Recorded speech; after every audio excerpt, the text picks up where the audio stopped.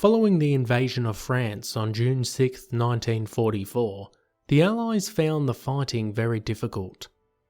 One such situation they determined to be particularly tricky was the fighting amongst the hedgerows.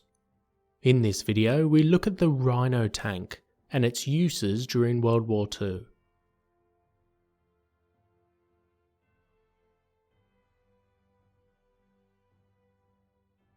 For the most part, the Normandy landscape is covered by large farming land and fields. In certain areas, specifically an area known as the Bocage, these fields are surrounded in hedgerows. These are basically large mounds of dirt around 4 to 8 feet high and 6 to 10 feet wide. The tops are covered in large trees which tangle together and have an extensive root system. The fields would generally have one gap in the hedgerows to allow access.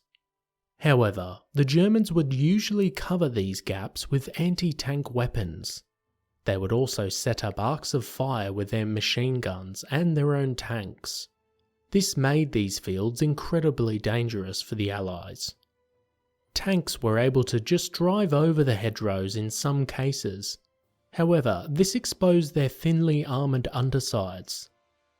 Explosives to blow gaps were no good as they would alert the Germans of the direction of attack. Sergeant Curtis Cullen of the US 2nd Armoured Division came up with a solution. This would be to cut down and weld cutting devices onto the front of the tanks. The Germans had left behind plenty of steel with their beach defences, in particular the anti-tank trap nicknamed the Hedgehog. Parts of these were welded onto the front of M4 Shermans, and once a tank would drive at a hedgerow, it would push through it without exposing its weak armour.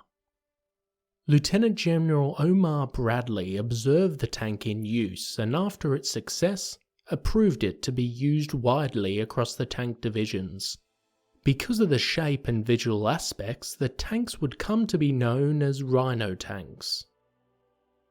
The devices were also fixed to Stuart tanks and M10 tank destroyers. Some of the British tanks also utilised a similar invention.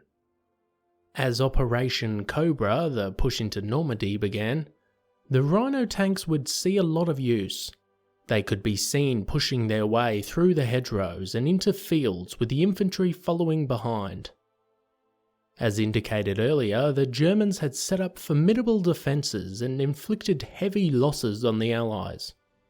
But the Rhino tank allowed them to take shortcuts into the fields and eventually pushed the Germans back. They would eventually be pushed so far back that a retreat meant the majority of German forces escaped. However, around 50,000 would be captured in the Falaise pocket. So the use of the Rhino tank can certainly be attributed to helping the Allies secure the Normandy front. As always guys, thanks for watching. Be sure to hit that subscribe button if you want to expand your knowledge and join the growing Premier History community.